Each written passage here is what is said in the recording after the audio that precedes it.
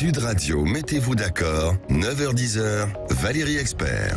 Bonjour à tous et à tous, une nouvelle semaine qui commence avec vous sur Sud Radio, lundi 9 janvier, pour commenter et débattre. Aujourd'hui, Samy Sfaxi, bonjour, journaliste politique. Michel Soudet, bonjour, rédacteur en chef adjoint à Politis. Jean-Luc Benamias, membre de la Ligue des droits de l'homme, bonjour. Bonjour. Qu'est-ce qu'il y a ? Je dis, il n'y a pas de mal sur... t'as bafouillé, c'est tout. J'ai bafouillé, ça va, c'est lundi matin. Mais j'ai dit, il n'y a pas de mal. Voilà. Jean-Luc Benamias, membre de la Ligue des droits de l'homme et ancien membre du CESE, Conseil économique, social et environnemental. Et nous attendons dans un instant Mickaël Darmon, journaliste politique chez I24 News et auteur de ce livre, Les secrets d'un règne dans les coulisses d'un quinquennat de crise, qui est paru aux éditions de l'Archipel. On va parler du Brésil, évidemment. On va parler de la chasse. Vous l'avez entendu dans les différents journaux de la matinée, dans la matinale de Patrick Roger. On va parler de foot avec Noël Le Graët et puis de la réforme des retraites. Bref, beaucoup de sujets avec vous ce matin. On va commencer avec notre tour de table. Commençons peut-être avec vous, Jean-Luc. Oui, c'était un coup de gueule sur les tarifs de l'énergie pour les petites et moyennes entreprises. Ouais. On est dans des histoires maintenant de choix sectoriels. Alors on passe par les boulangers, il faut avoir moins de 10 salariés, puis alors après il y a les restaurateurs, puis après il va y avoir les coiffeurs, après il va y avoir les bouchers. Une prise de position globale serait bienvenue. Alors bien sûr c'est pas simple, mais quand même, à un moment donné, on ne comprend absolument plus rien. Et c'est pour... c'est ça, les salariés de ces entreprises, pour les patrons et patronnes de ces entreprises, c'est Kafka, quoi. Ouais. Réussir à s'en sortir, faut être très sérieux et le moins qu'on puisse dire, faut être hyper attentif. Et j'ai l'impression que malheureusement, ça ne suffira pas. Oui, c'est peut-être un mot, Michel Soudet, effectivement, il y a eu des discussions. C'est malheureusement l'effet de la mise en concurrence du marché de l'électricité. Ouais. Je rappelle qu'au début de l'année 2022, EDF avait été sommé d'augmenter la part de sa production qu'elle vendait aux entreprises concurrentes, qui, elles, ne produisent pas d'électricité, à un tarif inférieur à 50 € le mégawatt. C'est-à-dire que ces entreprises-là, qui ont acheté de l'électricité à un tarif bas, le seul tarif de production, le revendent jusqu'à 6 fois plus cher ou plus. C'est une fausse concurrence, c'est un hold-up sur la production d'EDF, et on serait bien inspiré de revenir en arrière sur un système où finalement on produit pour nos entreprises, pour nos particuliers en France, et on vend aux tarifs qui permettent d'avoir des investissements, mais pas beaucoup plus, quoi. Je pense que cette crise, en fait, cette crise autour du prix de l'énergie, pour moi, ça soulève une autre question, qui est celle, et qui est parfaitement légitime, de la libéralisation d'un certain nombre de pans du service public. C'est-à-dire que là, on parle de l'énergie, les transports, peut-être qu'un jour, on vivra la même chose concernant les transports, la privatisation des transports. On n'a qu'à traverser la Manche, aller au Royaume-Uni et voir comment ça se passe au Royaume-Uni, c'est une catastrophe. Donc ça soulève cette question-là, au-delà finalement du prix, bien sûr du mégawattheure, 280 € le mégawattheure quand les boulangers payaient 60 €.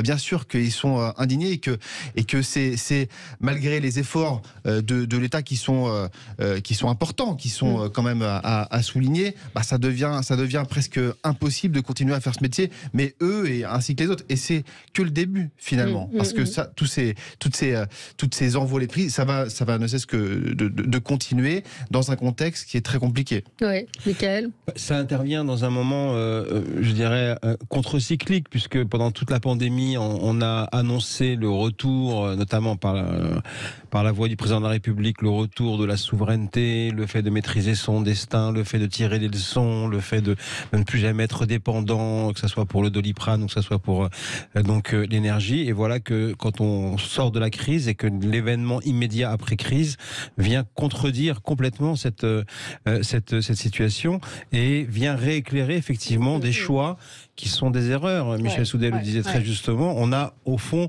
organisé la faillite d'EDF. C'est l'État qui a, pour des raisons absolument obscures de ce point de vue-là, en tout cas obscures pour la logique et pour l'intérêt général, donc a considéré qu'il fallait affaiblir l'électricien national au moment où on est censé récupérer et capitaliser les décisions antérieures d'organiser la souveraineté énergétique. Parce qu'on... Oui, allez-y, Jean-Luc Benamias. Rapidement. L'État a été obligé, l'État français, a été obligé de suivre les directives de l'Union européenne par rapport à tout cela, par rapport au marché européen de l'énergie, qui est un débat extrêmement important au Parlement européen notamment, sur comment on se différencie. Et alors l'Espagne et le Portugal ont réussi à sortir pour l'instant du marché européen de l'énergie, parce qu'ils dépendent moins du gaz russe. Or, le prix de l'énergie, au niveau global, au niveau de l'Europe, et notamment pour la France, dépend du prix du gaz, donc du gaz russe. Oui, non, mais tout à fait. Mais on va voir comment dans les jours qui viennent, les choses vont s'organiser. Mais ce qui est toujours étonnant, et encore une fois, je le disais vendredi, un peu avec provocation, en disant je n'arrive pas à comprendre que le gouvernement mette en demeure les fournisseurs d'énergie. Ça veut donc dire qu'ils peuvent faire des efforts, ça veut donc dire qu'il y a des abus qui ont été faits.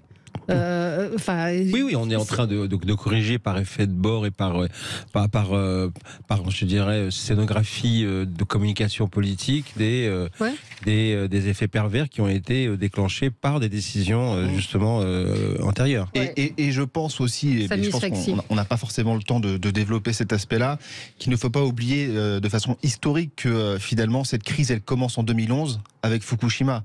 Au lendemain de Fukushima, c'est le début d'une partie du démantèlement du nucléaire européen. Et donc, à partir de ce moment-là, lorsque l'Allemagne lance un petit peu cette perspective-là, en fait, c'est à partir de ce moment-là aussi qu'on a quelque part renoncé à une énergie qui nous coûtait pas cher. Absolument. On passe au coup de gueule de Michel Soudet. Alors, vous savez certainement qu'hier, on commémorait l'anniversaire de la mort de François Mitterrand. Et mon coup de gueule, c'est pour Clément Beaune, ministre des Transports d'Emmanuel Macron, qui nous a fait hier matin un petit tweet. Pour mémoire, Clément Beaune est né en août 1981, il n'a pas vraiment connu cette époque, et il écrit, il y a 27 ans, il y a une génération, le président Mitterrand nous quittait, sa présence et son inspiration demeurent pour la France et l'Europe, pour tous ceux dont il a changé la vie. Alors ceux dont il a changé la vie, on l'a encore mesuré la semaine dernière dans un sondage qu'on a publié dans Politis, c'est ceux dont il a mis la retraite à 60 ans. À tel point que lors du dernier anniversaire décennal de 1981, les Français interrogés, quelle est la mesure qui vous a le plus marqué dans le double septennat de François Mitterrand? C'était la retraite à 60 ans. 10 ans auparavant, c'était la peine de mort. Mais en 2021, c'était la retraite à 60 ans. Et là, on a véritablement l'inverse de ce que le gouvernement, dont Clément Beaune est ministre, fait. C'est-à-dire que là, il se fiche du monde avec ce genre de tweet. En tous les cas, c'est de la com ? C'est de la com. C'est essayer de nous faire croire une fois de plus qu'il y a une gauche en Macronie, ce qui est absolument pas le cas, quoi. Oui. Un mot sur cette phrase de Clément Beaune, la référence à Mitterrand. Alors après, les temps ont changé. C'est en 81, c'était pas le même contexte non plus. Oui, et puis je trouve que et même au-delà du sujet des retraites, c'est comment dirais-je, même un peu étonnant, parce qu'au fond, avec le recul de l'histoire, qu'est-ce que laisse François Mitterrand? Qu'est-ce qu'il a permis de faire émerger dans la société française? Oui, il y a eu, c'est extrêmement mitigé. C'est-à-dire qu'il y a eu effectivement de la peine de mort, il y a eu des mesures comme la retraite à 60 ans, il y a eu d'autres mesures sociales, mais c'est aussi le moment où 2 ans après changer la vie, vous avez l'explosion de l'inflation, l'explosion des crèmes racistes, vous avez l'émergence du Front National qui a absolument contribué à organiser et à faire naître sur la scène politique pour des raisons justement de cynisme politique pur, de manière à préparer sa réélection de 88. Vous avez c'est sous sa présidence que la pauvreté en France a explosé, que Coluche et les Restos du Cœur sont nés. Donc de ce point de vue-là, et puis je ne parle pas après évidemment de ce que l'on découvre à la fin de sa présidence sur ses relations avec Bousquet, sa vie privée encore, participe peut-être d'une évolution sociétale, voilà, qui est peut-être au moins contestable de ce point de vue-là. Mais voilà. Oui et non, parce que ce qu'on lui reproche dans sa vie privée, c'est aussi d'avoir fait profiter une deuxième famille de... Oui, il a le faiblement génétique. Il a parfaitement installé la monarchie de la Ve République de ce point de vue-là. Mais voilà, donc... Mais c'est vrai que ce tweet était assez il est un peu rapide, voilà. Ouais. Jean-Luc Benamias. Ce tweet pour moi, elle est assez précis. Il s'agit de se positionner par rapport aux primaires qui auront lieu à La République En Marche ou à Renaissance pour les élections municipales à Paris. Donc il faut se positionner. Lui, il se positionne plutôt au centre-gauche. Voilà. Moi, je suis d'accord avec Michel. Il n'y a pas de gauche à la LRM. Elle n'existe plus. Ceux qui étaient de gauche à la LRM sont déjà partis depuis 2-3 ans, si ce n'est plus. Donc voilà. Mais il s'agit de ça. Il s'agit vraiment de se positionner. Voilà. Bon, c'est un jeu interne à La République En Marche sur Paris. Allez, petite pause, 9h14 sur Sud Radio. On se retrouve dans un instant. On va évidemment évoquer les propos de Noël Le Graët, le Brésil et bien d'autres sujets avec vous, les retraites évidemment. À tout de suite. Sud Radio, mettez-vous d'accord, 9h-10h, Valérie Expert. Avec vous sur Sud Radio pour commenter l'actualité avec Mickaël Darmon, Samy Sfaxi, Michel Soudet et Jean-Luc Benamias.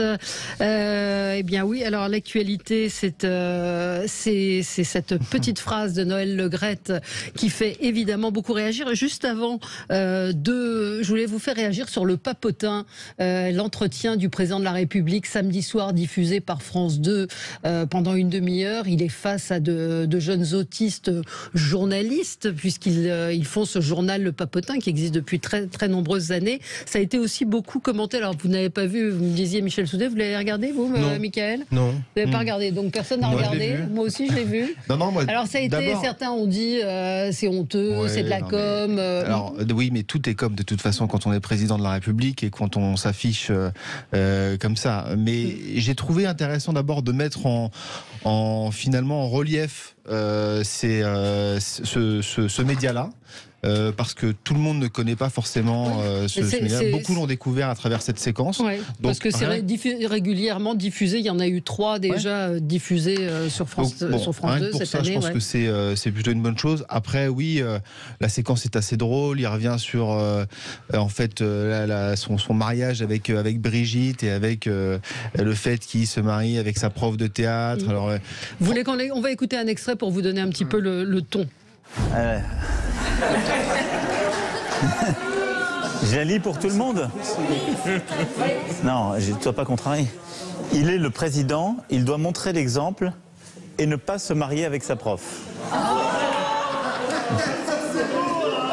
Quand tu es amoureux, tu choisis pas. C'est pas bien, tu crois? C'est pas facile. Elle n'a pas été vraiment ma prof, elle était ma prof de théâtre. Ah. C'est pas tout ça compte pas pareil. D'accord.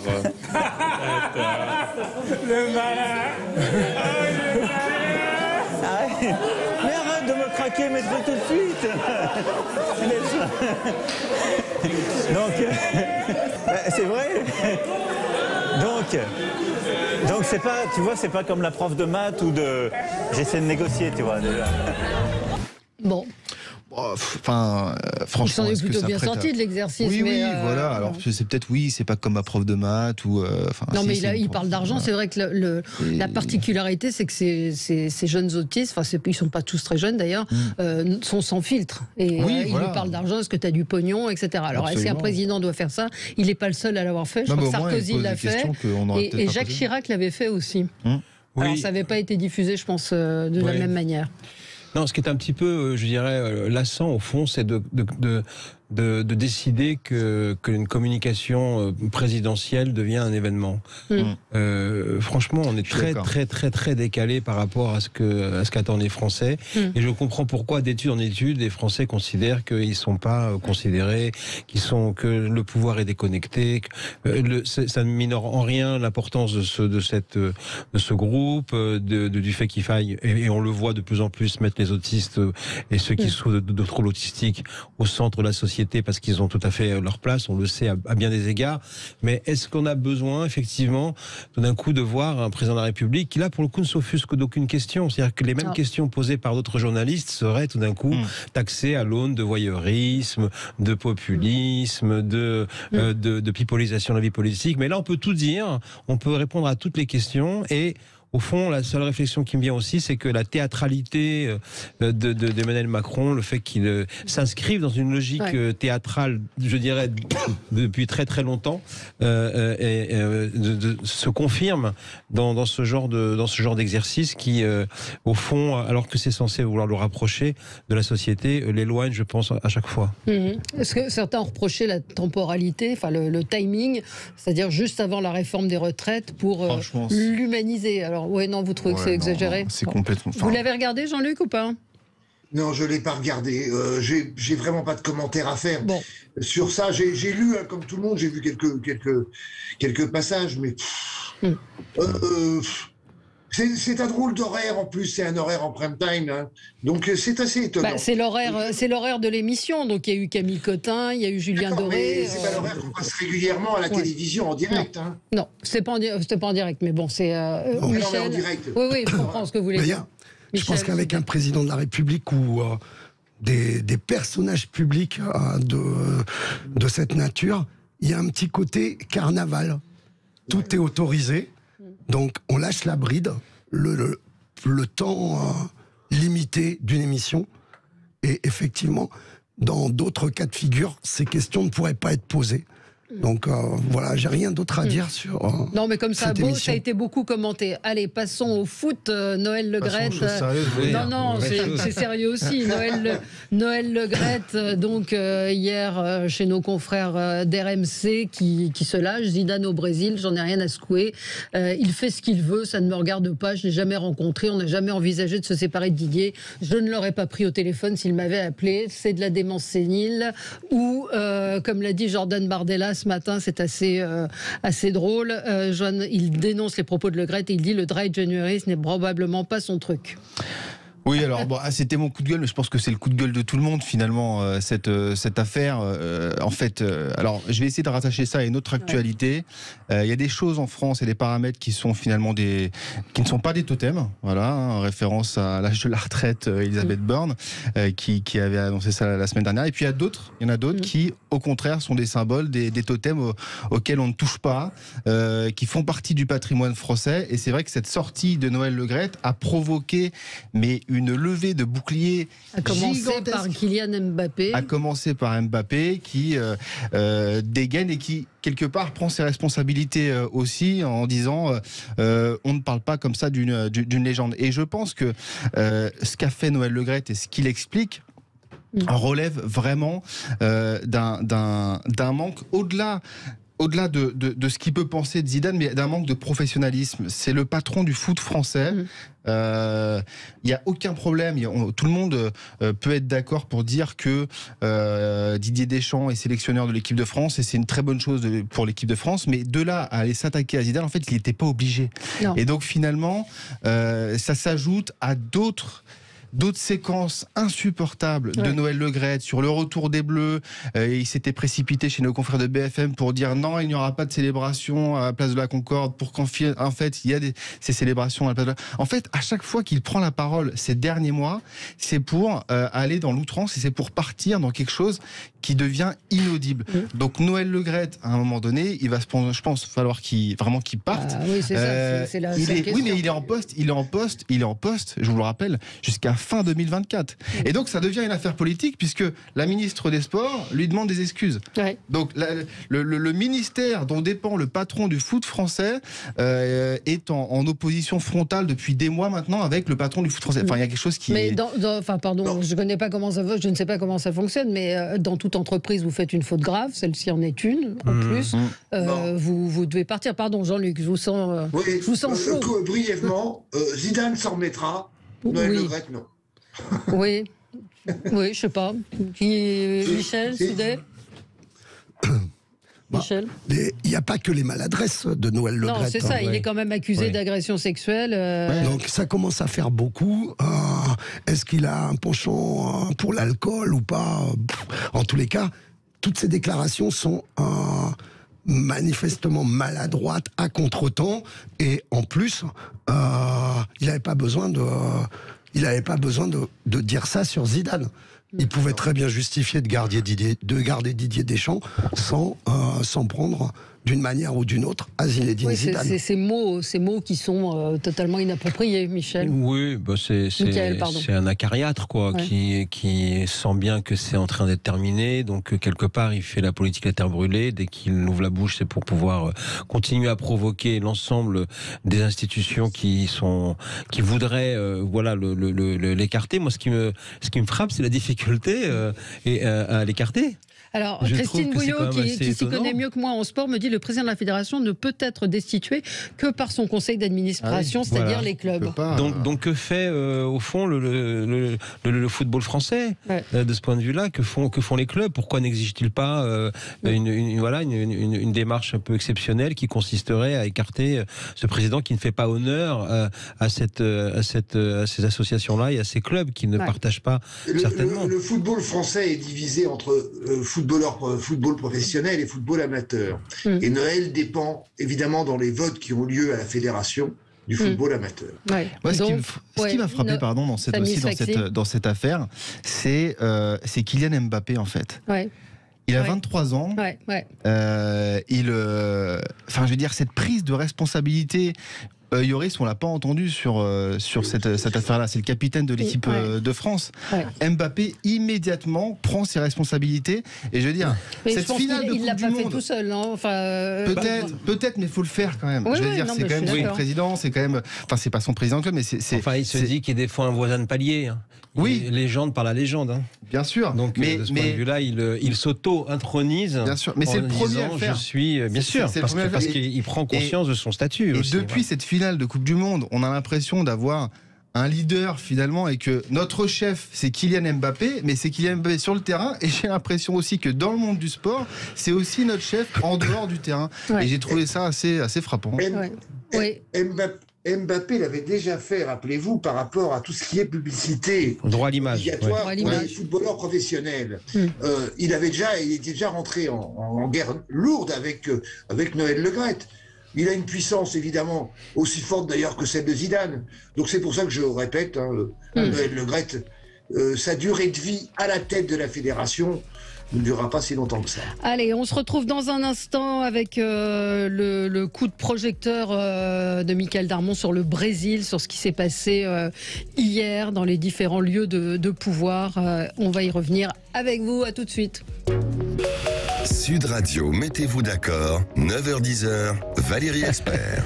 Avec vous sur Sud Radio, on va parler du Brésil, mais ce tweet de Philippe David, notre ami Philippe David, que vous retrouvez dans Les Vraies Voix, et il dit: ce qui est terrible, c'est que tant au foot qu'au rugby, nos équipes nationales sont au top mondial, tandis que les présidents de fédé sont un naufrage total. Et quelqu'un disait pendant la pub, vaut mieux ça que l'inverse. C'est moi. Certes, c'est Mickaël qui disait ça tout à l'heure. Et ce matin, j'entendais aussi François Trio, que vous retrouvez tous les week-ends, parler de l'affaire Chabal, qui aurait acheté des centaines de billets pour la Coupe du Monde, qu'il revendrait à prix d'or. Donc il y a du ménage à faire dans le sport français, en tout cas dans le foot et dans le rugby. Alors Mickaël, le Brésil, hier soir, on a pu voir ces images d'une foule assez nombreuse envahir les lieux de pouvoir, réagir à l'élection de Lula. Une semaine après, comment vous comprenez cette réaction ? C'est-à-dire qu'il y a un mouvement qui est en train de s'installer, que l'on voit et qui vient confirmer un peu les analyses de tous les spécialistes de géopolitique pour 2023 et pour les années à venir. C'est l'affirmation de ce courant, de ce mouvement autocrate, d'extrême droite, qui refuse et qui assume de refuser le modèle démocratique avec le fait de respecter le résultat d'une élection. Cela veut dire qu'on comprend comme puisque c'est évidemment on est en résonance avec les événements du Capitole il y a 2 ans en janvier à Washington. On comprend que lorsque l'extrême droite perd les élections, eh bien, elle ne veut pas quitter le pouvoir. Que tout cela confirme effectivement que le combat entre les régimes autoritaires et les régimes démocratiques, eh bien, c'est aujourd'hui la marque de fabrique de ce 21e siècle, en tout cas, qui donne son empreinte dans ces 2 décennies, puisqu'on est quand même dans la 2e décennie du 21e siècle, et plus que jamais, c'est le combat contre les démocraties qui s'affirme et qui s'assume. Un pouvoir qui viendrait de la rue, qui contesterait les urnes. La différence avec les États-Unis, c'est que ça avait été immédiat. Là, c'est une semaine après, c'est plus organisé.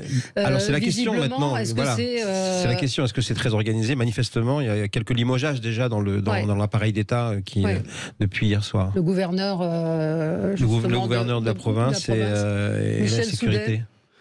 Effectivement, on a pu voir sur les premières images une certaine complaisance de la police locale, tout à fait inquiétante. Après, parce qu'il ne faudrait pas croire qu'on est complètement protégé de ce genre de choses. Les commentaires qu'on a pu entendre hier soir, cette nuit, sur des chaînes d'infos, sont aussi inquiétants quand on voit des directeurs de grands journaux, comme, je le citerai parce qu'il est emblématique, mais Guillaume Roquette, avoir un discours complaisant vis-à-vis de ceux qui envahissent les lieux de pouvoir et les saccagent. Directeur du Figaro, tout. Là, je trouve. C'est ce qu'il a dit hier, j'ai pas vu. Oui, il y a eu il était sur LCI. Mais effectivement, il y a eu sur les réseaux un certain nombre de gens qui soutenaient cette je pense que ça, c'est assez inquiétant et ça montre bien que on n'est pas complètement à l'abri. D'ailleurs, les réactions politiques, elles sont quand même restées essentiellement à gauche. À gauche, absolument, depuis hier soir. Et on n'a rien vu du côté du Rassemblement national, un peu d'embarras du côté de Renaissance. La MLR, on les entend pas beaucoup. Oui, absolument, c'est l'inquiétude, c'est qu'on n'est pas à l'abri. Moi, je pense que cette séquence, elle soulève 3 commentaires. Le premier, c'est d'abord que finalement les gouvernements d'extrême droite, quelque part, provoquent cette forme de réaction. C'est-à-dire qu'il y a toujours un après gouvernement et un après prise de pouvoir de l'extrême droite, que ce soit aux États-Unis et au Brésil. Pourquoi ? Parce que finalement, les prises de parole très radicales de Bolsonaro, insupportables, les prises de parole extrêmement radicales aussi de Donald Trump, quelque part légitiment ce genre d'action. Je veux dire, si vous faites un best-of des punchlines de Bolsonaro pendant son mandat et avant son mandat, on n'est pas étonné de voir ce genre de situation. Ça, c'est le premier commentaire. Le deuxième commentaire, c'est que finalement aussi, on est maintenant à l'épreuve des faits. C'est-à-dire qu'on peut avoir tous ensemble des opinions diverses et variées sur la place de la République, sur en tout cas des opinions variées. Chose qu'on n'arrive plus à faire, c'est finalement de se mettre d'accord sur le factuel, sur la vérité des faits. Et donc à partir du moment où vous travestissez finalement les faits, finalement, on ne peut plus se mettre d'accord sur rien. On ne peut plus avoir un débat serein et un débat finalement apaisé. Et c'est ça la grande difficulté aujourd'hui. Vous parlez de toutes les fake news finalement, toutes les fake news qui sont déversées, qui étaient déversées par Donald Trump ou par Bolsonaro pendant leur mandat. Donc à partir du moment où sur les faits on n'est pas d'accord, on ne peut pas avoir une démocratie, on ne peut pas avoir des débats sains. Et ensuite, pour terminer, on a commencé à le voir quand même en France, Moi, je me rappelle, je couvrais les Gilets jaunes et je me rappelle très bien de la rue de Grenelle et de la porte de Benjamin Griveaux défoncée à coups de pelleteuse. Donc, c'était quand même un ministère qui était envahi. Benjamin Griveaux qui était sorti par les jardins, par son officier de sécurité, par les jardins du ministère, du porte-parole du gouvernement. Donc, il y a déjà eu quelques prémices en France de ce qui pourrait arriver peut-être un jour. On espère être à l'abri. Mais en tout cas, je pense que le délire des réseaux sociaux, le délire de la rupture technologique qui pousse finalement à déverser un peu partout des fake news fait qu'on arrive à ce genre de situation. Oui, oui, Jean-Luc Benamias. La différence qu'il y a entre ce qui s'est passé parfois en France et en Europe et ce qui se passe aux États-Unis et au Brésil est une différence religieuse. La puissance de feu à l'extrême droite d'un certain nombre d'églises évangéliques, je les mélange pas toutes, et on l'a vu derrière Donald Trump et derrière Bolsonaro, sur des églises fortes, très complotistes, qui ne reconnaissent pas les régimes démocratiques, font que tout cela maintenant se passe à l'extrême droite. Mais une extrême droite tendancieuse et très religieuse. Oui, mais ça pose quand même la question en France, enfin pour revenir en France, qu'a soulevé Michel à l'instant, c'est à savoir comment on peut justifier la révolte du peuple, d'une certaine partie du peuple, contre une élection démocratique. Oui, alors l'élection peut être démocratique, c'est après effectivement comment réagissent les perdants. Je pense qu'en France, on est au fond dans une séquence, ou en tout cas j'espère pas à l'aube d'une séquence différente. On est en amont de cela. On est dans la période où effectivement il y a un risque que ce type de pouvoir arrive au pouvoir. Avec le Rassemblement National, avec Marine Le Pen et avec, on verra quelle coalition elle arrivera à monter si elle veut continuer à être donc candidate pour l'Élysée. Parce que je rappelle quand même qu'en 2022, Marine Le Pen a obtenu 42% des voix. Donc ça veut dire que l'essor électoral continue.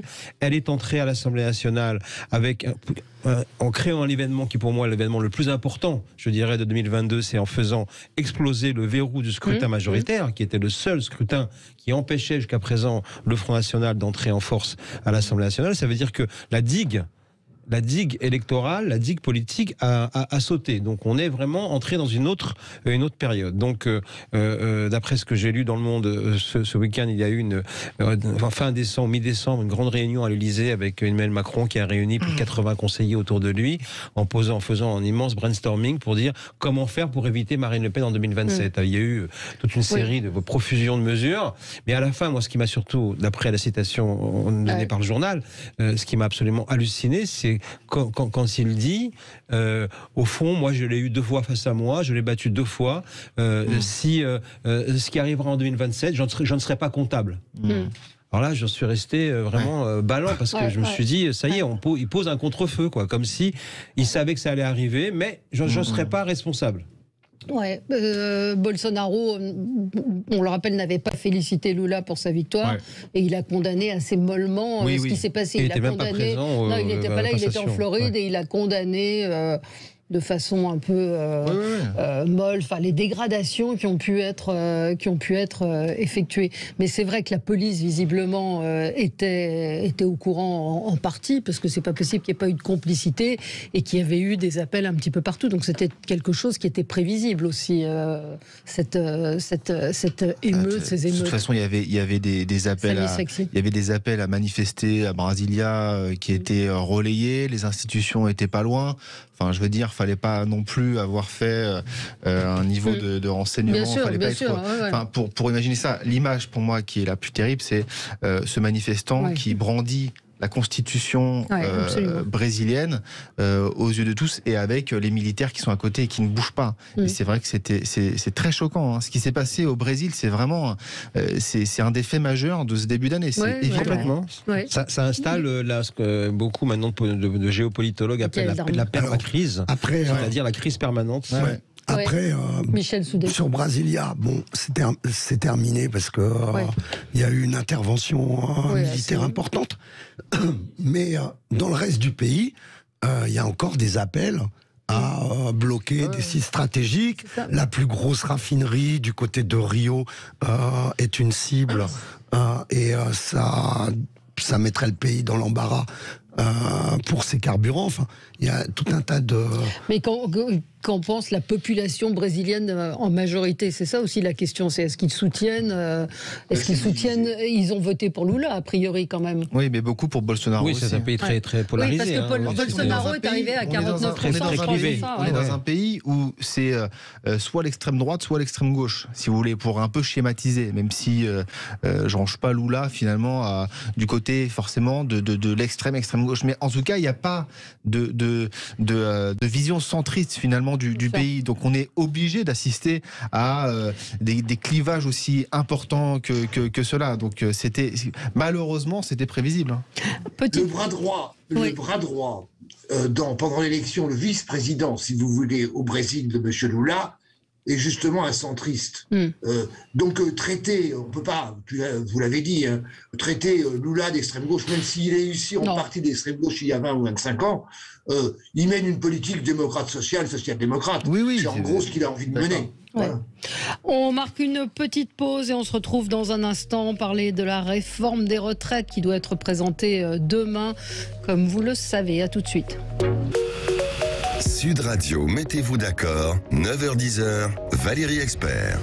Et demain, donc, la réforme des retraites doit être dévoilée par la Première ministre. On doit normalement l'appliquer à partir de cet été. Elle continue de discuter, de négocier. Visiblement, c'est très tendu avec les syndicats. Ce matin, on apprend que c'est plutôt 64 que 65 ans, Michel Soudet. Et puis, il va y avoir le volet politique aussi. C'est-à-dire qu'il va falloir rassembler à l'Assemblée pour faire voter cette réforme de report de l'âge légal du départ à la retraite.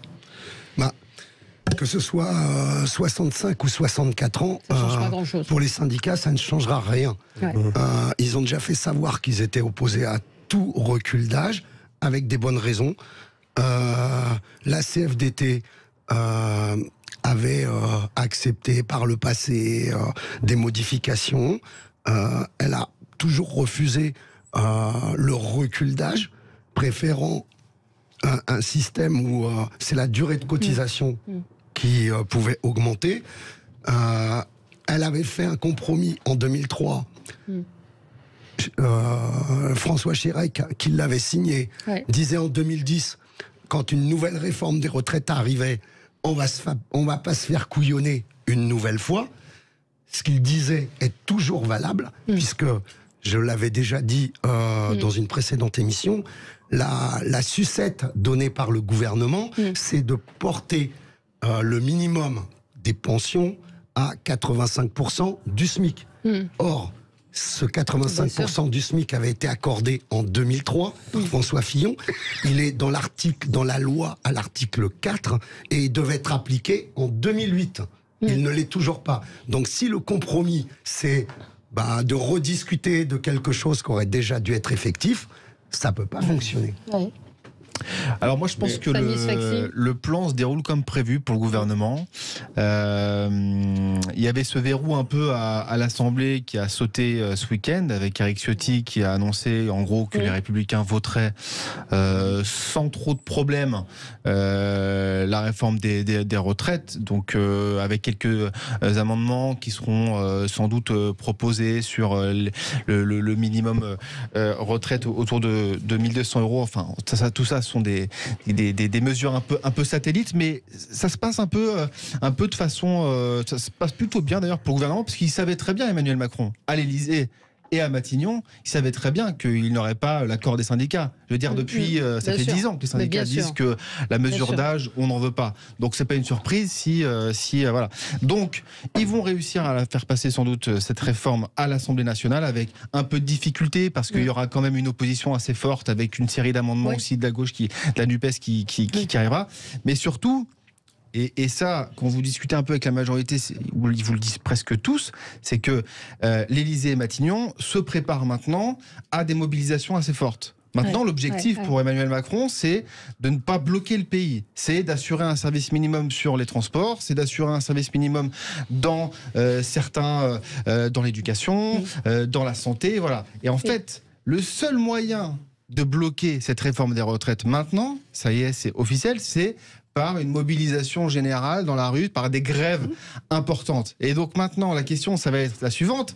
Est-ce que l'opinion publique va dire nous, on soutient finalement, en tout cas, on ne soutient pas cette réforme des retraites, donc on accepte d'avoir des pénuries d'essence, des transports amputés, d'avoir un système de santé en grève? En fait, c'est ça, c'est l'opinion publique qui va être maintenant un petit peu faiseur de roi de cette réforme.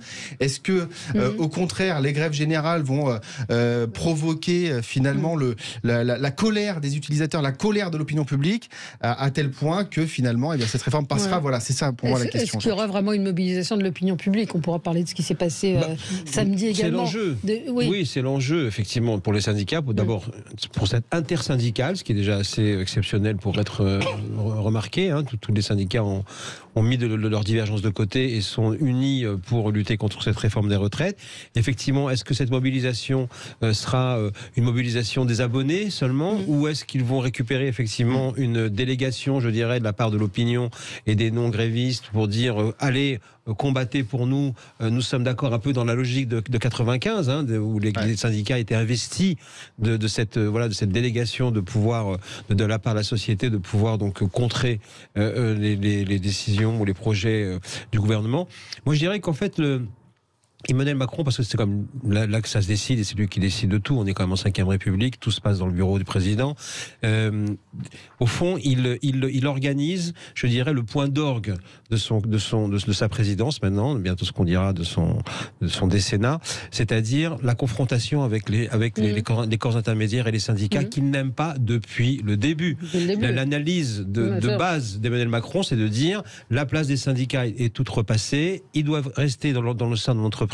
L'intérêt général, ça n'est pas eux, ils s'occupent de leurs propres intérêts, et l'analyse depuis le départ est de dire il y a trop de place accordée aux syndicats, et tout le travail et toute la tension permanente entre Laurent Berger et Emmanuel Macron depuis 2017, et là qui rejaillit fortement, est fonction de cette analyse. Et là, je pense qu'ils font mine de croire qu'il y aura une grosse mobilisation, de manière à dire regardez à quel point j'ai été courageux, mais en fait Emmanuel Macron l'attend parce qu'il parie sur une mobilisation qui ne sera pas aussi puissante et aussi renversante que celle à laquelle les fantasmes habituels. Jean-Luc Benamias. Emmanuel Macron et Elisabeth Borne jouent avec le feu. Il n'y a pas eu vraiment de négociation avec l'ensemble des syndicats réformistes ou radicaux. Ça fait quand même combien d'années qu'ils discutent il n'y a pas eu de négociation. Il y a eu des rencontres. Il n'y a pas eu de négociation. Rien n'a été lâché. Même avec les syndicats comme l'UNSA, la CFTC, la CGC, qu'on appelle les syndicats réformistes ou la CFTT, rien n'a été lâché. Je veux dire, Laurent Berger, voilà. Et moi, je pense qu'ils prennent un risque gigantesque, Elisabeth Borne et Emmanuel Macron. C'est-à-dire qu'on est des mouvements sectoriels. On l'a déjà vu avec les contrôleurs. Alors ça, c'est assez bien coordonné que des fractions syndicales, mais ça peut être le cas dans la société. Et si on a en face des gens qui ne discutent de rien et ne négocient pas, c'est extrêmement dangereux. Et on arrive à notre discussion qu'on avait juste avant, dans les événements qui peuvent arriver aussi en France, où une partie de la population passe avec l'extrême droite. On peut dire un mot de votre sondage, Michel, qui était dans Politique. Notamment sur le soutien, puisque on a fait un sondage où 68% des personnes interrogées seraient d'accord pour ramener la retraite à 60 ans. Et dans ces catégories-là, le plus intéressant, c'est la différence entre les hommes et les femmes. 61% les hommes, 75% les femmes. Pourquoi ? Parce qu'elles ont les métiers les plus durs, parce qu'elles sont les plus victimes des réformes des retraites et encore de la prochaine. Et dans le soutien, on retrouve ça. C'est-à-dire quand on leur demande quelle serait leur attitude à l'égard de la mobilisation contre la réforme, on a 54% des hommes qui sont en soutien, en sympathie, et 63% des femmes. 9 points de plus. Et ça, c'est quelque chose qui peut, compte tenu du fait que le niveau est le même qu'en novembre 1995 nous rappelle l'IFOP, cette mobilisation plus importante des femmes peut augurer effectivement d'un soutien à un mouvement important. Et en tous les cas, c'est pas de bon augure pour Emmanuel Macron et Elisabeth Borne. Surtout que les révolutions arrivent par les femmes assez souvent. Bien souvent, effectivement, parce que ça touche à la vie quotidienne. Oui, sur ce qui s'est passé samedi, justement, la mobilisation, où on a vu les chaînes d'infos pendant toute la semaine dernière dire attention, faire monter la pression, et puis finalement, ça a été quand même assez faible comme mobilisation. Oui, parce que je dirais le temps de force de ce mouvement des Gilets jaunes, de ce soulèvement de l'époque, est terminé. Et puis surtout, la spécificité de ce mouvement était d'être dirigé et d'être une interpellation contre la pratique présidentielle, contre l'attitude d'un président qui était considéré comme étant en surplomb de très loin et qui avait imposé une taxe. Et de ce point de vue-là, la confrontation était directe entre le peuple et le pouvoir. Donc toutes les raisons pour que ça ne fonctionne pas étaient réunies, et surtout quand on entendait les slogans, il y a une syndicalisation des Gilets jaunes qui ont repris les mots d'ordre des syndicats, tout simplement, alors qu'à l'époque, toutes les pancartes étaient dirigées contre Emmanuel Macron. Donc, de ce point de vue-là, c'est évident que ça ne devait pas fonctionner.